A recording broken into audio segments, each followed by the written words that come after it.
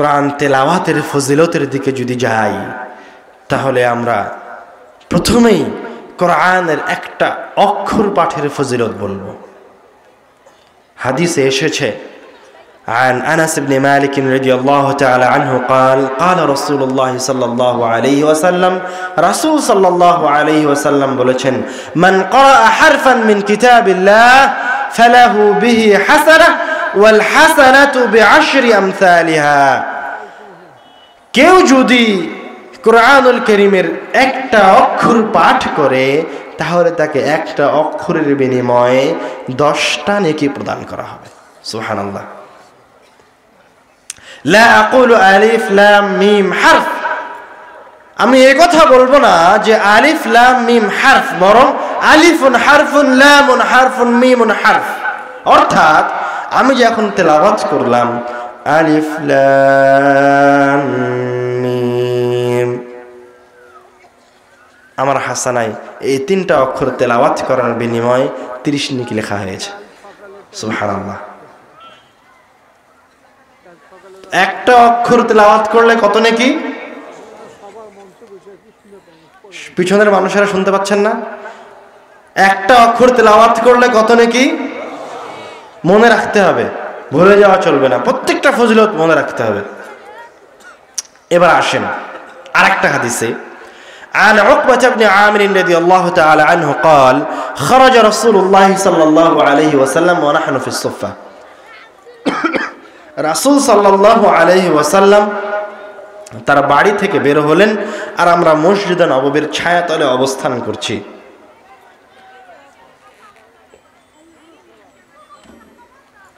فقال أيكم يحب أن يغدو كل يوم إلى بطحان أو العقيق فيأتي منه بناقتين كوماوين من غير إثم ولا قطع رحم।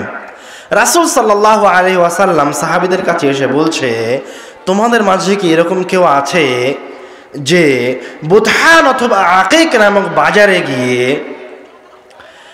সবচেয়ে দামি উঁচু কোজ বিশিষ্ট 2টি উটনি ফ্রিতে নিয়ে আসবে? এরকম কেউ কি তোমাদের মাঝে আসে?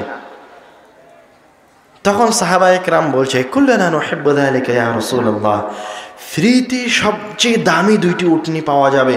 উট তো সবচেয়ে দামি সম্পদ আরবদের কাছে, ওই সময়ের সবচেয়ে দামি সম্পদ। সাহাবীরা খুশি হয়ে বলছে, কুল্লুনা নুহিব্বু যালিকা ইয়া রাসূলুল্লাহ, আমরা সকলেই তো চাই, হে আল্লাহর রাসূল বলেন কি করা লাগবে? তখন রাসূল সাল্লাল্লাহু আলাইহি ওয়াসাল্লাম বলছেন, আফালা ইয়াগদু আহাদুকুম ইলাল মসজিদ فيعلم أو يقرأ آيتين من كتاب الله خير له من ناقتين। তোমাদের মাঝে থেকে কেউ যদি মসজিদে গিয়ে কোরআনুল কারীমের 2টি আয়াত তেলাওয়াত করে অথবা আরেকজনকে 2টি আয়াত শিখিয়ে দেয়, তাহলে তাকে 2টি আয়াতের বিনিময়ে সবচেয়ে দামি 2টি উটনির সমপরিমাণ নেকি তার আমলনামায় লিপিবদ্ধ করা হবে। সুবহানাল্লাহ। তারপরে বলছেন, ওয়া সালাসুন খায়রুন লাহু মিন সালাস ওয়া আরবাউন খায়রুন লাহু মিন আরবা ওয়া মিন আ'দাদিহিন্না মিনাল ইবল। এইভাবে যে ব্যক্তি মসজিদে গিয়ে যতগুলি আয়াত তেলাওয়াত করবে মসজিদে বসে, যতগুলি আয়াত আরেকজনকে শিখিয়ে দিবে মসজিদে বসে, ততগুলি আয়াতের বিনিময়ে তার আমলনামায় একটি করে উটের সমপরিমাণ নেকি লিপিবদ্ধ করা হবে। সুবহানাল্লাহ। এই হাদিস থেকে 2টি জিনিস স্পষ্ট হচ্ছে। এক, কোরআনুল কারীম তেলাওয়াতের একটা উত্তম জায়গা হচ্ছে মসজিদ। কোরআনুল কারীম বাসায় বা বিভিন্ন জায়গায় তেলাওয়াত করা যাবে, কিন্তু বিভিন্ন জায়গায় তেলাওয়াত করলে তার স্বাভাবিক অক্ষর প্রতি কত নেকি? ভুলে গেছে না তাড়াতাড়ি? স্বাভাবিক অক্ষর প্রতি 10 নেকি। আর কেউ যদি একটা আয়াতে মসজিদে গিয়ে তেলাওয়াত করে তাহলে কত নেকি? একটা, প্রত্যেকটা আয়াতের জন্য একটা দামি উটের সমপরিমাণ নেকি। দ্বিতীয় ফায়দা এই হাদিস থেকে, সেটা হচ্ছে মসজিদ শুধুমাত্র সালাতের জায়গা নয়, মসজিদের আর একটা অন্যতম জরুরি কাজ হচ্ছে মসজিদে কোরআন তেলাওয়াত করা হবে এবং মসজিদে কোরআন শিখানোর ব্যবস্থা করা হবে। রাসূল সাল্লাল্লাহু আলাইহি ওয়াসাল্লাম এভাবে বলেছেন এবং ইতিহাসও এটাই প্রমাণ করে। আমি যখন মিশরে গেছি, মিশরে গিয়ে দেখেছি আজও আমর ইবনুল আস রাদিয়াল্লাহু তাআলা আনহুর বানানো মসজিদ রয়ে গেছে। আমর ইবনুল আস রাদিয়াল্লাহু তাআলা আনহু মিশর জয় করে আফ্রিকার দুয়ারকে উন্মোচন করেছেন। মিশর জয় করে মুসলমানরা আফ্রিকায় প্রবেশ করেছে। তো উনি মিশর জয় করার পরেই সর্বপ্রথম যেই কাজ করেছে, উনি একটা মসজিদ নির্মাণ করেছে। কার অনুসরণ করে? মুহাম্মদ সাল্লাল্লাহু আলাইহি ওয়াসাল্লামের অনুসরণ করে। মুহাম্মদ সাল্লাল্লাহু যখন মক্কা থেকে মদিনায় আসলেন, এসেই সবার আগে সকল মেহমানদারি তার আগে কি করেছে? আগে একটা মসজিদের জায়গা নির্বাচন করেছে। কিসের জন্য? মসজিদে সালাত আদায় করা হবে এবং তালিম কোরআন শিক্ষার ব্যবস্থা করা হবে। সুতরাং অবশ্যই প্রত্যেকটা মসজিদে কোরআন শিক্ষার ব্যবস্থা বাধ্যতামূলক থাকতে হবে। যদি কোনো কমিটি কোনো মসজিদে কোরআন শিক্ষার ব্যবস্থা না করতে পারে, তাহলে এই কমিটিকে হয় নিজে থেকে ইস্তফা দিতে হবে, অথবা গ্রামের মানুষের ইমানি দায়িত্ব এই কমিটিকে বাদ করা। বুঝতে পারেননি কথা? যেভাবেই হোক, যে কোনো মূল্যে, যে কোনো উপায়ে প্রত্যেকটা মসজিদে মক্তবের ব্যবস্থা থাকতে হবেই হবে। আমরা পরের হাদিসে আসি। রাসূল সাল্লাল্লাহু আলাইহি ওয়াসাল্লাম কোরআনের ফজিলতে অনেক হাদিস বলেছেন। তার মাঝে গুরুত্বপূর্ণ আরেকটি হাদিস, রাসূল সাল্লাল্লাহু আলাইহি ওয়াসাল্লাম বলছেন, ইন্না লিল্লাহি আহলিনা মিনান নাস। আল্লাহ রাব্বুল আলামিনের একটা পরিবার রয়েছে এই জমিনের উপরে। আল্লাহ রাব্বুল আলামিনের পরিবারের কিছু সদস্য এই জমিনের উপর বসবাস করে। সাহাবীরা জিজ্ঞাসা করছে, মান হুম ইয়া রাসূলুল্লাহ, তারা কারা হে আল্লাহর রাসূল, যারা এই জমিনে বসবাস করে মহান রাব্বুল আলামিনের পরিবারের সদস্য? তখন রাসূল সাল্লাল্লাহু আলাইহি ওয়াসাল্লাম বলছেন, আহলুল কোরআন হুম আহলুল্লাহি ওয়া খাসাতুহু। এই দুনিয়াবী জীবনে বসবাস করে, এই জমিনের উপরে বসবাস করে মহান রব্বুল আলামিনের পরিবারের সদস্য হচ্ছে তারাই যারা কোরআনুল কারীমকে তাদের অন্তরে লালন পালন করে, যারা রাসূল সাল্লাল্লাহু আলাইহি ওয়াসাল্লাম যেভাবে কোরআনকে বুঝিয়ে দিয়েছেন সেইভাবে কোরআন মাজিদ বোঝার চেষ্টা করে। তারা হচ্ছে এই দুনিয়াতে বসবাস করে মহান রব্বুল আলামিনের পরিবারের সদস্য। শুধু তাই নয়, ওয়া খাসাতু, তারা হচ্ছে মহান রব্বুল আলামিনের কাছে বিশেষ ব্যক্তি, ভিআইপি ব্যক্তি। আরেকটা হাদিসে এসেছে, রাসূল সাল্লাল্লাহু আলাইহি ওয়াসাল্লাম বলছেন, ইকরাউল কোরআন,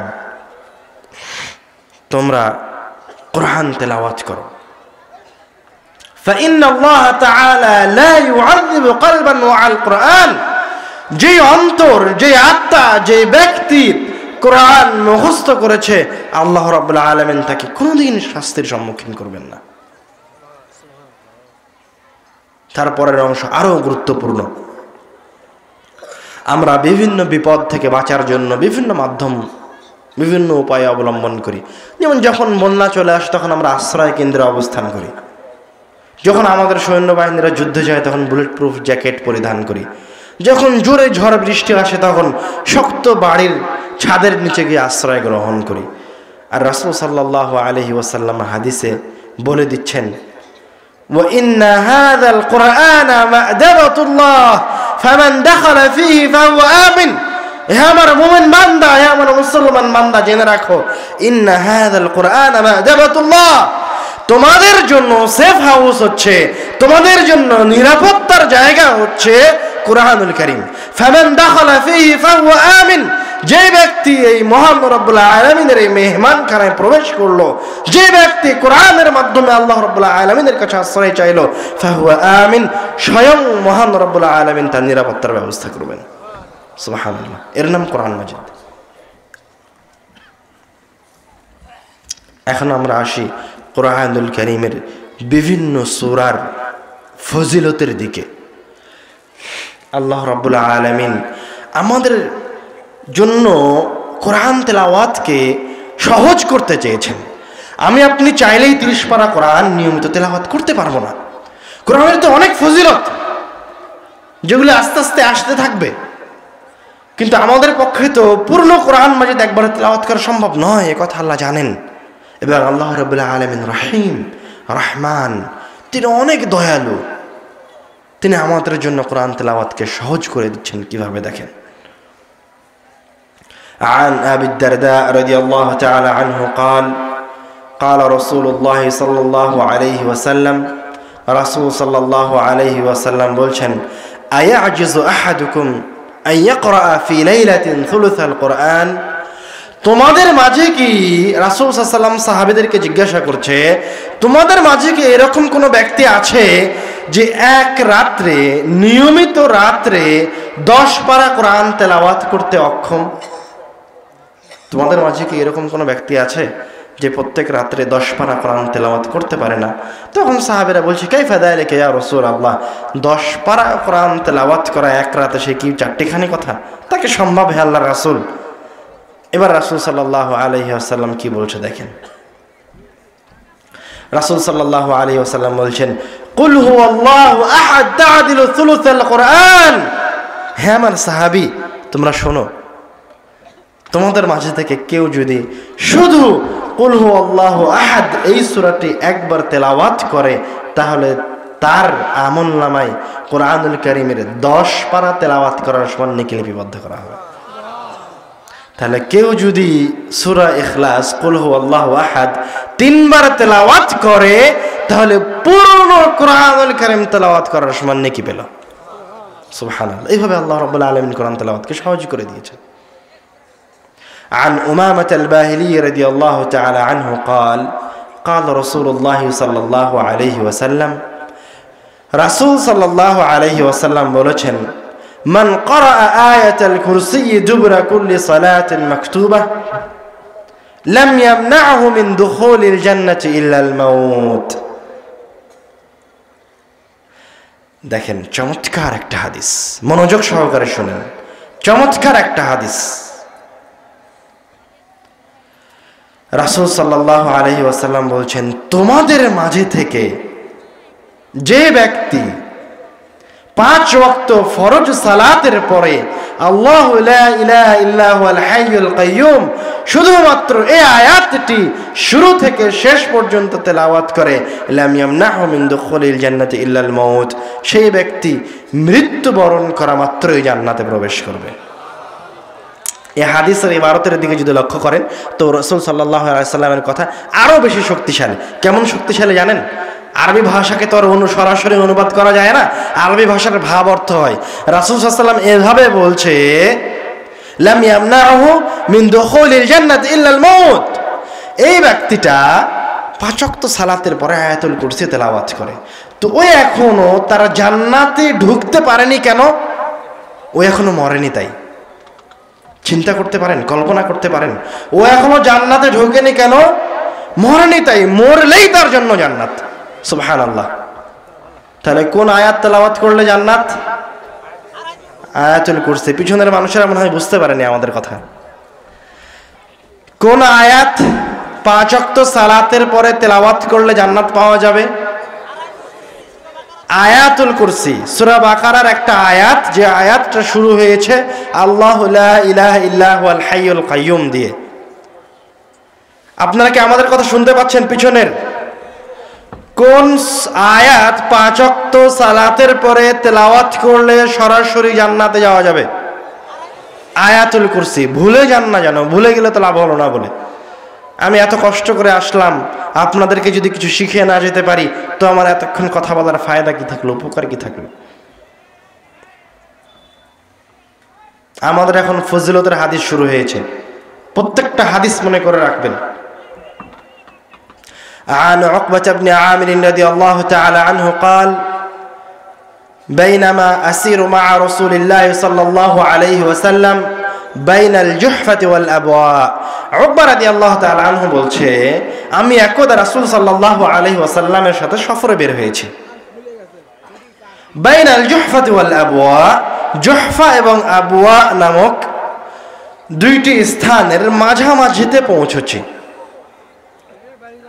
ফাতাগাশশাতনা রিহুন ওয়া যুলমাতুন শাদীদা, এমত অবস্থায় প্রচন্ড ঝড় শুরু হলো, এমন ঝড় শুরু হলো যে চতুর্দিকে অন্ধকার হয়ে গেল, ভয়ঙ্কর পরিবেশ সৃষ্টি হলো। فجعل رسول الله صلى الله عليه وسلم يتعوذ بأعوذ برب الفلق وأعوذ برب الناس। এই ভয়ঙ্কর পরিস্থিতি থেকে পরিত্রাণ পাওয়ার জন্য, নিজেদেরকে বাঁচানোর জন্য, আত্মরক্ষার জন্য রাসূল সাল্লাল্লাহু আলাইহি সাল্লাম আল্লাহ রাব্বুল আলামিনের কাছে কুল আউযু বিরাব্বিল ফালাক আর কুল আউযু বিরাব্বিন নাস এই দুইটি সূরা পড়ে আশ্রয় চাইতে লাগলেন। এবং তার সঙ্গী, সফর সঙ্গী উকবাকে বলছেন, ইয়া উকবা তাআওয়ায বিহিমা ফামা তাআওয়াযা মুতাআওযিযুন বিমিসলিহিমা। হে উকবা, তুমিও এই দুইটি সূরা পড়ে মহান রব্বুল আলামিনের কাছে আশ্রয় প্রার্থনা করো। তুমিও কুল আউযু বিরাব্বিল ফালাক এই সূরাটা পড়ো, কুল আউযু বিরাব্বিন নাস এই সূরাটা পড়ো, এবং এই ভয়ানক পরিস্থিতি থেকে মহান রব্বুল আলামিনের কাছে আশ্রয় প্রার্থনা করো। ফামা তাআওয়াযা মুতাআওযিযুন বিমিসলিহিমা, কেননা বিপদ থেকে বাঁচার জন্য এই দুইটি সূরার মতো শক্তিশালী কোনো সূরা নেই। সুবহানাল্লাহ। এবার আরেকটা হাদিসে আসেন, রাসূল সাল্লাল্লাহু আলাইহি ওয়াসাল্লাম বলছেন, একদা একজন ব্যক্তি রাসূল সাল্লাল্লাহু আলাইহি ওয়াসাল্লামকে এসে বলছে, ইয়া রাসূলুল্লাহ ইন্নী উহিব্বু হাযিহি সূরা কুল হুয়াল্লাহু আহাদ। হে আল্লাহর রাসূল, আমি কুল হুয়াল্লাহু আহাদ এই সূরাটা ভালোবাসি। তখন রাসূল সাল্লাল্লাহু আলাইহি ওয়াসাল্লাম বলছেন, ইন্না হুব্বাকা ইয়াহা আদখালাকাল জান্নাহ। কুল হুয়াল্লাহু আহাদ সূরার প্রতি তোমার ভালোবাসা তোমাকে জান্নাতে পৌঁছে দিবে। সুবহানাল্লাহ। তো আমরা আমাদের আলোচনার শেষের দিকে চলে আসি, এবং শেষের দিকে এসে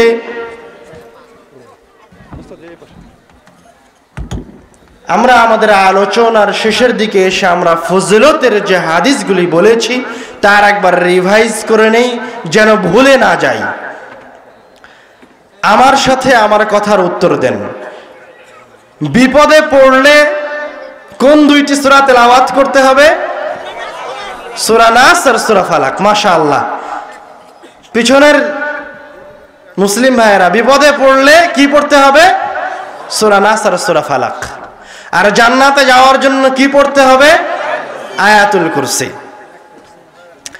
এবং আরো একটা সূরার ফজিলত আমরা বলে যাই, সেটা হচ্ছে রাসূল সাল্লাল্লাহু আলাইহি ওয়াসাল্লাম বলছেন, ইন্না আ'যামু সূরাতিন ফিল কুরআন, কুরআনুল কারীমের সবচেয়ে মহান সূরা হচ্ছে আলহামদুলিল্লাহি রাব্বিল আলামিন, অর্থাৎ সূরা ফাতিহা।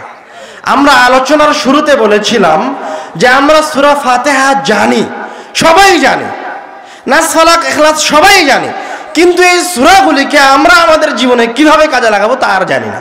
আমরা মনে করি সূরা ফাতিহা মনে হয় শুধু 5 ওয়াক্ত সালাতেই তেলাওয়াত করতে হয়, নাস ফালাক ইখলাস মনে হয় শুধু তেলাওয়াত করার জন্য আর শোনার সৌন্দর্যতার জন্য।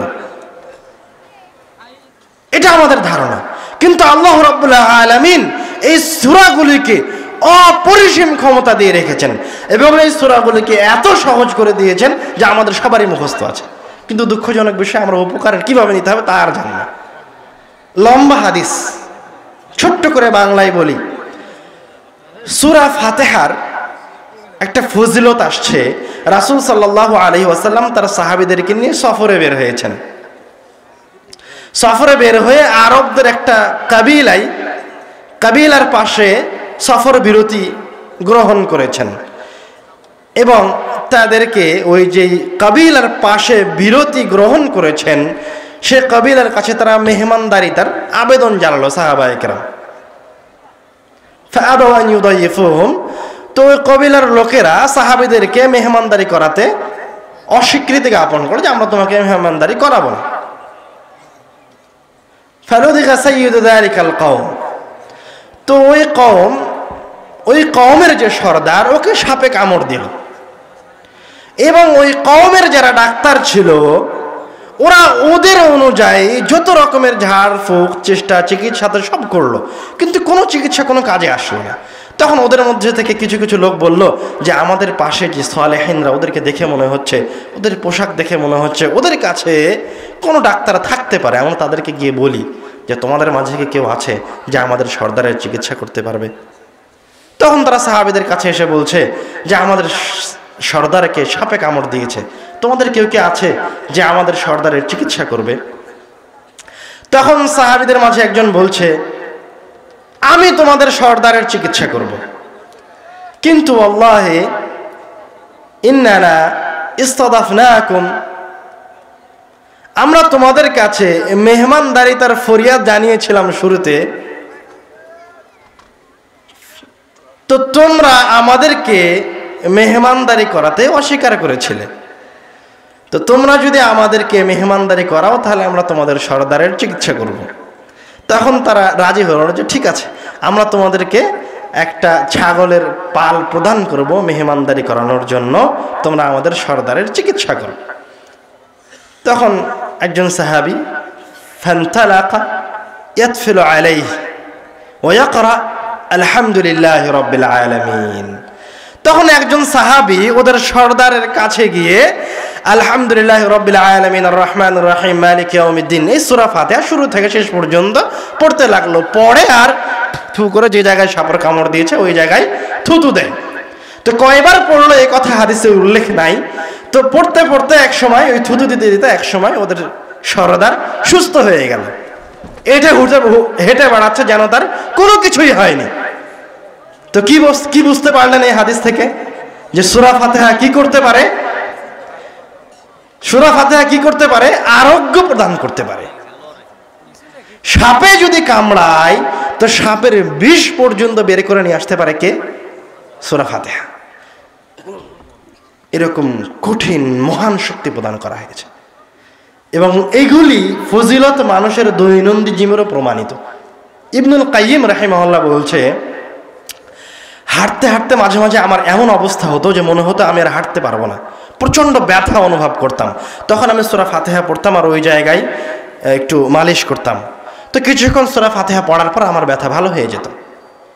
আর এক জায়গায় বলছেন যে আমি সূরা ফাতিহা পড়ে জমজমের পানিতে ফু দিয়ে পান করতাম। তো জমজমের পানিতে সূরা ফাতিহা পড়ে ফু দিয়ে যত দ্রুত আমি আরোগ্য পেয়েছি, যত দ্রুত আমি আরোগ্য লাভ করেছি, যত সুন্দর ওষুধ আমি এটাকে পেয়েছি, এই রকম এত দামি এত ভালো ওষুধ আমি আমার জীবনে পাইনি। সুবহানাল্লাহ। তো এইভাবে আল্লাহ রাব্বুল আলামিন প্রত্যেকটা সূরার পিছনে অসংখ্য ফজিলত রেখেছেন, যেগুলি আমাদের জন্য জানা অতীব জরুরি এবং কোরআন তেলাওয়াত করা আমাদের জন্য অতীব জরুরি। যে কোনো মূল্যে কোরআন তেলাওয়াত করতেই হবে। আল্লাহ রাব্বুল আলামিন আমাদেরকে বেশি বেশি কোরআন তেলাওয়াত করার তৌফিক দান করুন, আল্লাহুম্মা আমিন। এছাড়াও কোরআনুল কারীমের অসংখ্য সূরার ফজিলতের কথা, কিভাবে আপনি একটা সূরা দিয়ে উপকার লাভ করবেন, সেগুলি যদি কেউ নিতে চান, পড়তে চান, তো শেখ আব্দুর রাজ্জাক বিন ইউসুফ সাহেবের যে উপদেশ বইটা আছে ওই বইয়ে একটা অধ্যায় আছে কোরআনের ফজিলত। ওই জায়গায় গেলে এইরকম অনেক হাদিস পাবেন যে কোন সূরার কি ফজিলত। আমরা আমাদের সময় সংক্ষিপ্ততার কারণে অনেকগুলো হাদিস উল্লেখ করতে পারলাম না। এই বই থেকে আপনার ফজিলতগুলো দেখে নিতে পারবেন ইনশাআল্লাহ।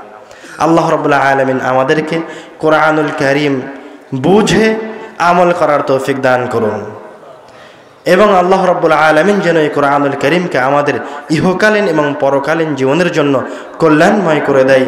আল্লাহুম্মা আমিন। ওয়া আখিরু দাওয়ানা আলহামদুলিল্লাহি রাব্বিল আলামিন। আসসালামু আলাইকুম ওয়া রাহমাতুল্লাহ। ঠিক তার কিতাবে কাফ রা হামজা এই তিনটি মূল অক্ষর থেকে নিয়ে এসেছেন এবং এই তিনটি মূল অক্ষর থেকে নিয়ে এসে পাঠ করা, তেলাওয়াত করা অর্থে ব্যবহার করেছেন। অর্থাৎ বোঝা যাচ্ছে যে আল কোরআন শব্দের অর্থ হচ্ছে তেলাওয়াত করার কিতাব, পাঠ করার কিতাব। আল কোরআন শব্দের অর্থ কি? আল কোরআন শব্দের অর্থ কি বলেন? তেলাওয়াত করার কিতাব, পাঠ করার কিতাব। এখন প্রশ্ন হচ্ছে আল্লাহ রাব্বুল আলামিন এত শত শত নাম ছেড়ে দিয়ে তার কিতাবের নাম আল কোরআন রাখলেন কেন? আরও তো অনেক নাম রাখা যেত। তার অনেকগুলি কারণের মাঝে আমরা যে গুরুত্বপূর্ণ কারণ সবসময় বলে থাকি সেটা হচ্ছে আল কোরআনুল কারীমে যত ফজিলত রয়েছে, যত উপকার রয়েছে, কেউ যদি কোরআনুল কারীম দিয়ে রোগ থেকে আরোগ্য পেতে চায়, বিপদ থেকে মুক্তি পেতে চায়, শয়তানের ওয়াসওয়াসা থেকে বেঁচে থাকতে চায়, তাহলে তাকে কোরআন তেলাওয়াত করতে হবে, পাঠ করতে হবে। বুঝতে পারেননি মনে হয়? এই যে আমার কাছে এখন আল কোরআন আছে, কিন্তু আল কোরআন এখন আমার বিন্দুমাত্র উপকার করতে পারবে না, সরিষা সমপরিমাণ উপকার করতে পারবে না। এই অবস্থায় কখন উপকার করতে পারবে? যখন আমি এখান থেকে একটা আয়াত আমি তেলাওয়াত করব, তখনই কোরআনুল কারীম আমার উপকার করবে। এই জন্য আল্লাহ রাব্বুল আলামিন এই কিতাবের নাম রেখে দিলেন তেলাওয়াত করার কিতাব, অধ্যয়নের কিতাব। কেননা এই কিতাব থেকে যদি আপনি কোনো উপকার পেতে চান, তাহলে তেলাওয়াত করে অধ্যয়ন করে উপকার নিতে হবে। এই জায়গায় আমরা একটা গুরুত্বপূর্ণ কথায় আসি।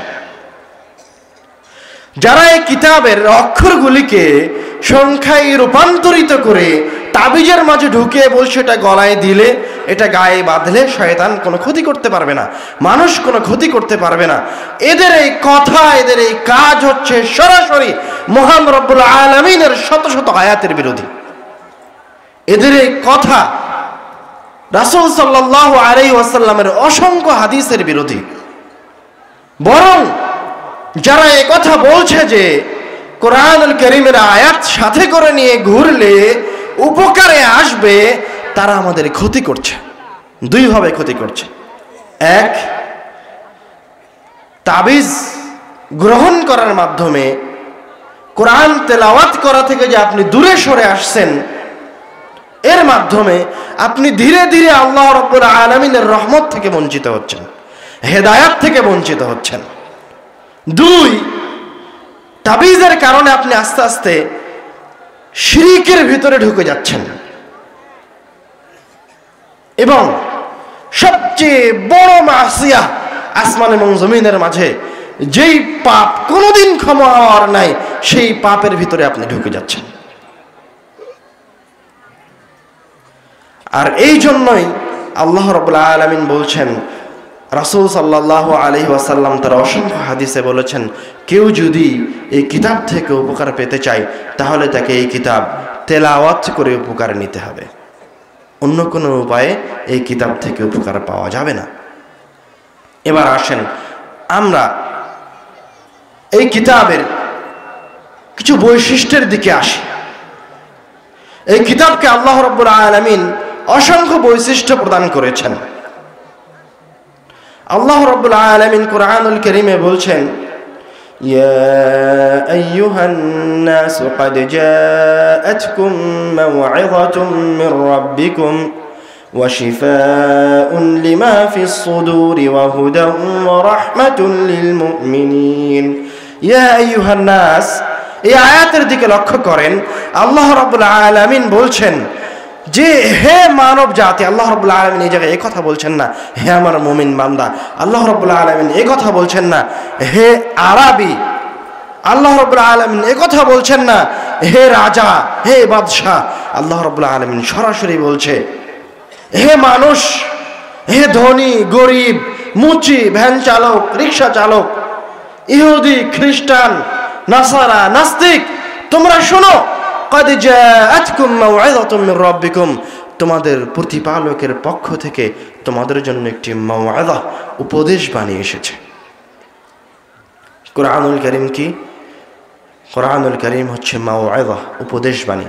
আল্লাহ রাব্বুল আলামিন এই আয়াতে বলছে যে আমাদের কোনো মানুষের, শুধু মুসলমান নয়, যে কোনো মানুষের এই পৃথিবীতে যদি উপদেশের প্রয়োজন হয়, কেউ যদি মনে করে আমি এখন দিগ্ভ্রান্ত হয়ে গেছি, আমি হতাশাগ্রস্ত হয়েছি, আমার একটু নসিহাতের প্রয়োজন, কারো সহযোগিতার প্রয়োজন, তো আল্লাহ রাব্বুল আলামিন বলছেন আমি এই কিতাবকে উপদেশ বাণী করে দিয়েছি, তোমরা এই কিতাবের কাছে আসো, তুমি উপদেশ প্রাপ্ত হবে মহান রব্বুল আলামিনের কাছে থেকে। ওয়া শিফাউন লিমা ফিস সুদূর। অতঃপর আল্লাহ রাব্বুল আলামিন বলছেন এই কিতাবটা হচ্ছে শিফাউন লিমা ফিস সুদূর।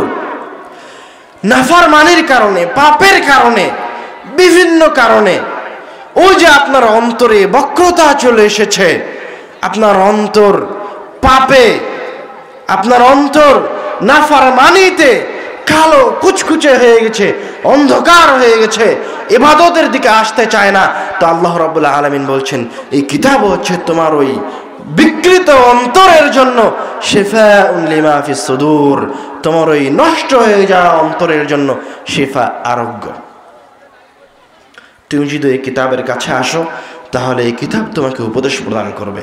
তুমি যদি এই কিতাবের কাছে আসো তাহলে এই কিতাব তোমার অন্তরে যত বালা ব্যাধি রয়েছে, যত পাপাচার রয়েছে, সব কিছু থেকে বের করে নিয়ে এসে তোমাকে একটা পবিত্র অন্তর প্রদান করবে। সুবহানাল্লাহ। ওয়া হুদাম ওয়া রাহমাতুল লিল মুমিনিন। এবং আল্লাহ রাব্বুল আলামিন বলছেন এই কিতাব তো তোমাকে উপদেশ দেবে, এই কিতাব তো তোমার অন্তরকে পবিত্র করবে।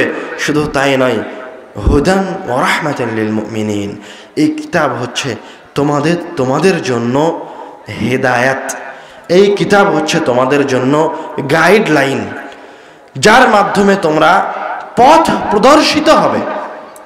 এই কিতাব হচ্ছে যখন তুমি এই কিতাবের কাছে আসবে তখন এই কিতাব তোমাকে নিজে সঠিক রাস্তায় নিয়ে যাবে। হেদায়েতকে যদি আমরা স্পষ্টভাবে বুঝতে চাই তাহলে আমরা আরবদের কাছে ফিরে যাব। তারা হেদায়েত শব্দটাকে কিভাবে ব্যবহার করত, হেদায়েতটা কি আসলে কোরআনুল কারীমের হেদায়েত। আরবরা যখন মরুভূমিতে সফরে বের হতো, একটা কাবিলা, একটা গোত্র বা একটা দল, তখন তাদের সামনে একটা উট থাকতো, তাদের সামনে একজন গাইড থাকতো। সম্পূর্ণ মুসাফিরের এই কওমটা ওই সামনের ওই উটকে অনুসরণ করত। তো আরবরা যেই উটকে অনুসরণ করত, যে উটটা সামনে দিয়ে যেত, ওই উটকে বলতো হাদি। কেননা ওই উটের পিছনে, ওই ব্যক্তির পিছনে যারা আছে তারা জানে না কোন রাস্তা দিয়ে গেলে গন্তব্যস্থলে পৌঁছা যাবে, ওরা ওর পিছে পিছে যায়। তো সামনের ওই উটটাকে বলা হয় হাদি, যে উট তাদেরকে হেদায়েত দিয়ে সঠিক রাস্তা দিয়ে গন্তব্যস্থলে পৌঁছে দেবে। তো আল্লাহ রাব্বুল আলামিন ওই শব্দটাকে কোরআনুল কারীমে ব্যবহার করে বলছেন ইন্না হাযাল কুরআনা ইয়াহদি লিল্লাতী হিয়া আকওয়াম। কোরআনুল কারীম হচ্ছে ওই কিতাব, যে কিতাব তোমাদেরকে তোমাদের হাত ধরে, তুমি বুঝতেই পারবা না, তুমি কোরআন তেলাওয়াত করবা, অটোমেটিক এই কিতাব তোমাদেরকে জান্নাতের রাস্তায় নিয়ে চলে আসবে। শুধু তাই নয়, ইয়াহদি বিল্লাতী হিয়া আকওয়াম, তোমাদেরকে সবচেয়ে সঠিক, একটু আঁকা বাঁকা নয়, সবচেয়ে সঠিক রাস্তা দিয়ে তোমাদেরকে জান্নাতে পৌঁছে দেবে। ইন্না হাযাল কুরআনা ইয়াহদি লিল্লাতী হিয়া আকওয়াম, শুধু যে জান্নাতে পৌঁছে দিবে তা নয়, তুমি তোমার জীবনের যে কোনো প্রেক্ষাপটে, যে কোনো সময় বুঝতে পারছো না যে তুমি কি করবা, আমি বুঝতে পারছি না আমি কি করব, সিদ্ধান্তহীনতায় ভুগছি, আমি বুঝতে পারছি না আমি কি করব, কোন মাযহাবের অনুসরণ করব না কোন ফেরকার অনুসরণ করব, না কার সাথে থাকবো, কার সাথে উঠবো বসবো। তা আল্লাহ রাব্বুল আলামিন বলছেন তুমি কোরআনুল কারীমের কাছে আসো, কোরআনুল কারীম তোমাকে সবচেয়ে সঠিক জায়গায় পৌঁছে দিবে, তোমার সঠিক সিদ্ধান্তে পৌঁছে দিবে, কারো কাছে যাওয়া লাগবে না। আমরা যদি এই হেদায়েতকে আরো স্পষ্ট করে বলি তাহলে এই হেদায়েতটা যে কতটা সূক্ষ্ম, কতটা সুন্দর, কতটা চমৎকার, তার অসংখ্য নমুনা এই পৃথিবীতে রয়ে গেছে। এখনো আপনি যদি গুগলে গিয়ে সার্চ দেন যে শুধুমাত্র কোরআন তেলাওয়াত শুনে ইসলাম গ্রহণ করেছে, তো অসংখ্য মানুষ পাবেন। শুধু তাই নয়, যে কোরআনুল কারীমের অনুবাদ বুঝে না সেও অনেক সময় শুধু কোরআন তেলাওয়াত শুনে ইসলামের দিকে ধাবিত হয়েছে। সুবহানাল্লাহ।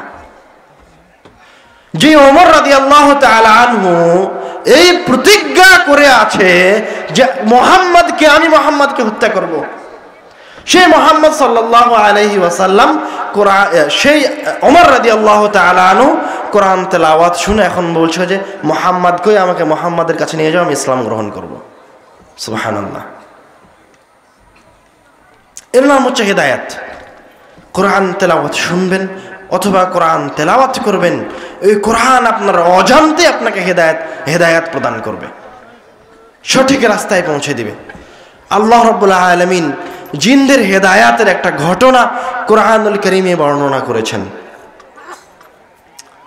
জিনেরা তথ্য সংগ্রহের জন্য আসমানের নিকটবর্তী স্তরে যায়,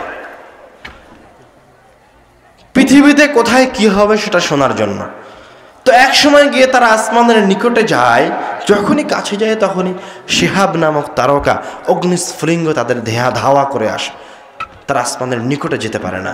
তখন তারা তাদের সর্দারের কাছে এসে বলে, হাইলা বাইনানা ওয়া বাইনা খাবারিস সামা, আমাদের মাঝে আর আসমান থেকে যে আমরা খবর সংগ্রহ করতাম, যে জায়গায় আমরা বসে বসে আসমানে কি হচ্ছে, দুনিয়াতে কি হবে এগুলো শ্রবণ করতাম, ওই জায়গায় আমরা যেতে পারছি না। তখন জিনদের সর্দার বলল, নিশ্চয় আল্লাহ রাব্বুল আলামিন এই জমিনে কোনো কিছু প্রেরণ করছেন, অথবা মহান কোনো ঘটনা এই জমিনে এই পৃথিবীতে ঘটছে, যার কারণে তোমরা আসমানের নিকটবর্তী হতে পারছো না। তোমরা দলে দলে বিভক্ত হয়ে পুরো পৃথিবীতে ছড়িয়ে পড়ো, দেখো কোথায় কি হয়েছে। তো জিনরা দলে দলে বিভক্ত হয়ে পুরো পৃথিবীতে খুঁজতে লাগলো কোথায় কি হয়েছে। খুঁজতে খুঁজতে জিনদের একটা দল উকাজ নামক বাজারে এসে পৌঁছলো, আরবের, যেখানে রাসূল সাল্লাল্লাহু আলাইহি ওয়াসাল্লাম তার সাহাবীদেরকে নিয়ে ঈশা অথবা ফজরের সালাত আদায় করছিলেন। তো জিনেরা যখন ওই জায়গায় পৌঁছলো, আল্লাহ রাব্বুল আলামিন কোরআনুল কারীমে তাদের কথা বর্ণনা করছেন এইভাবে, وَإِذْ صَرَفْنَا إِلَيْكَ نَفَرًا مِنَ الْجِنِّ يَسْتَمِعُونَ الْقُرْآنَ فَلَمَّا حَضَرُوهُ قَالُوا أَنصِتُوا। যখন জিনদের এই দলটা ওই জায়গায় পৌঁছলো, রাসূল সাল্লাল্লাহু আলাইহি ওয়াসাল্লামের কোরআন তেলাওয়াত শুনতে পেল, তখন তারা বলল, আনসিতু, তোমরা চুপ করো, চুপ করো, আমরা এটা কি শুনছি, কি ধরনের আয়াত শ্রবণ করছি, কি আশ্চর্য আয়াত। ফালাম্মা কুদিয়া ওয়াল্লাউ ইলা কওমিহিম মুনযিরিন। যতক্ষণ পর্যন্ত রাসূল সাল্লাল্লাহু আলাইহি ওয়াসাল্লাম কোরআন তেলাওয়াত করতে থাকলেন, জিনদের ওই দল রাসূল সাল্লাল্লাহু আলাইহি ওয়াসাল্লামের কোরআন তেলাওয়াত শুনতে থাকলেন। ফালাম্মা কুদিয়া ওয়াল্লাউ ইলা কওমিহিম মুনযিরিন, যখন কোরআন তেলাওয়াত শেষ হয়ে গেল, দ্রুত তারা তাদের কওমের কাছে ফিরে গেল। ফিরে গিয়ে কি করলো? ফিরে গিয়ে তাদের কওমকে বলছে, ইয়া কওমানা ইন্না সামি'না কিতাবান উনজিলা মিন বা'দি মূসা। হে আমাদের কওম, হে আমাদের সম্প্রদায়, আমরা মূসা আলাইহিস সালাতু ওয়াস সালামের পরে, ঈসা আলাইহিস সালামের পরে সকল নবীগণের পরে এমন একটি কিতাবের আয়াতকে শ্রবণ করেছি যেগুলি পূর্ববর্তী সকল নবীর সত্যায়ন করছে। এমন এক কিতাবের আয়াত শ্রবণ করলাম যেগুলি পূর্ববর্তী সকল কিতাবের সত্যায়ন করছে। যেই কিতাব তাওরাত, জাবুর, ইনজিল সকল কিতাবের সত্যায়ন করছে, এরকম একটি আশ্চর্যজনক কিতাবের আয়াত শ্রবণ করেছি। ইহদি ইলাল হাক্কি ওয়া ইলা তরিকিম মুস্তাকিম, এই কিতাবটা হকের দিকে, সত্যের দিকে আহ্বান করছে। ওয়া ইলা সিরাতিম মুস্তাকিম, এবং সহজ সরল পথের দিকে মানুষকে নিয়ে যাচ্ছে। তারপরে তাদের কওমকে বলছে, ইয়া কওমানা আজিবু দাঈয়াল্লাহি ওয়া আমিনু বিহি। হে আমাদের কওম, হে আমাদের সম্প্রদায়, যে ব্যক্তিটা এই কিতাব নিয়ে এসেছে, আল কোরআন নিয়ে এসেছে, তোমরা এই ব্যক্তির উপরে, এই মুহাম্মদের উপর ঈমান আনয়ন করো, তোমরা এই কিতাবের উপর ঈমান আনয়ন করো। ইয়াগফির লাকুম যুনুবাকুম ওয়া ইউজিরকুম মিন আযাবিন আলীম। তোমরা যদি এই কিতাবের উপর আর এই মুহাম্মাদের উপর ঈমান আনয়ন করো, তাহলে আল্লাহ রাব্বুল আলামিন তোমাদের পূর্ববর্তী যত গুনাহ আছে সব মাফ করে দিবেন। ওয়া ইউজিরকুম মিন আযাবিন আলীম, এবং তোমাদের জন্য যে যন্ত্রণাদায়ক শাস্তি নির্ধারণ করা ছিল সেই শাস্তি থেকে তোমাদেরকে মুক্তি প্রদান করবেন। সুবহানাল্লাহ। এই ঘটনা আমরা কেন বললাম? কোরআনুল কারীমের হেদায়েত বোঝানোর জন্য বললাম। আপনি যখন কোরআনুল কারীম তেলাওয়াত শ্রবণ করবেন বা কোরআন তেলাওয়াত করবেন, তখন আল্লাহ রাব্বুল আলামিন নিমিষেই কয়েক সেকেন্ডের মাঝে আপনাকে হেদায়েত দিয়ে দিতে পারে। যেই জিনেরা খুঁজতে বের হয়েছিল পৃথিবীতে কি হয়েছে, ওরা ইসলাম গ্রহণ করে ফিরে গেছে। শত শত সাহাবী শুধু কোরআনুল কারীমের আয়াত শ্রবণ করে ইসলাম গ্রহণ করেছে। আজও অসংখ্য মানুষ কোরআনের আয়াতের অর্থ বুঝে না, শুধু শ্রবণ করে ইসলাম গ্রহণ করেছে। আমি আপনি তো মুসলমান। আমাদের জন্য কোরআনুল কারীমের মাধ্যমে হেদায়েত পাওয়া, সবচেয়ে সঠিক রাস্তা দিশা পাওয়া আরো সহজ। শুধুমাত্র কোরআন তেলাওয়াত শ্রবণের ফজিলতের কথা বলে আল্লাহ রাব্বুল আলামিন বলছেন, وَإِذَا قُرِئَ الْقُرْآنُ فَاسْتَمِعُوا لَهُ وَأَنصِتُوا لَعَلَّكُمْ تُرْحَمُونَ। তোমাদের মাঝে থেকে কেউ যদি নিজের মুখটাকে বন্ধ রেখে, কারো সাথে কথা বলা বন্ধ রেখে মনোযোগ সহকারে কোরআন তেলাওয়াত শ্রবণ করে, তো এই মনোযোগ সহকারে কোরআন তেলাওয়াত শ্রবণ করার বিনিময়ে আল্লাহ রাব্বুল আলামিন তার উপর তার রহমত বর্ষণ করবেন। শুধু তাই নয়, কোরআন তেলাওয়াতের শ্রবণের আরো চমৎকার একটা ঘটনা শুনেন। হাদিসে এসেছে, আন আল বারা ইবনে আযিব রাদিয়াল্লাহু তাআলা আনহু قال كان رجل يقرأ سورة الكهف। একজন সাহাবী, একজন ব্যক্তি সূরা কাহফ তেলাওয়াত করছে। وعنده فرس مربوط بشطنين। আর ওই ব্যক্তিটার পাশে একটা ঘোড়া বাঁধা আছে দড়ি দিয়ে। ফাতাগাশাতহু সাহাবাতুন। তো কোরআন তেলাওয়াত করতে করতে এক পর্যায়ে উপর থেকে একটা মেঘখণ্ড এসে ওই লোকটাকে ঘিরে ধরলো। ওয়াজাআলাত তাদনু। এবং আস্তে আস্তে ওই মেঘখণ্ডটা আসমান থেকে তার দিকে নেমে আসতে শুরু করলো। ওয়াজাআলা ফারাসুহু ইয়ানফিরু মিন। আর তার পাশে যে ঘোড়াটা বাঁধা ছিল, ওই ঘোড়াটা প্রচন্ড ছোটাছুটি শুরু করে দিল। এই দৃশ্য দেখে সাহাবী কোরআন তেলাওয়াত বন্ধ করে বাড়ি চলে গেলেন। ফালাম্মা আসবাহা আতান নবী সাল্লাল্লাহু আলাইহি ওয়াসাল্লাম ওয়া যাকারা যালিকা লাহু। এবং সকাল হতেই আগেই মুহাম্মদ সাল্লাল্লাহু আলাইহি ওয়াসাল্লামের কাছে এসে ঘটনা খুলে বললেন। তখন মুহাম্মদ সাল্লাল্লাহু আলাইহি ওয়াসাল্লাম বলছেন, তিলকা সাকিনাতু তানাজ্জালাত লিল কোরআন। আরে সেটা তো ছিল ওই যে তুমি কোরআন তেলাওয়াত করছিলে, এইজন্য আল্লাহ রাব্বুল আলামিন তোমার এই কোরআন তেলাওয়াতের কারণে আসমান থেকে সাকিনা, রহমত এবং বরকতকে অবতীর্ণ করছিল জমিনে।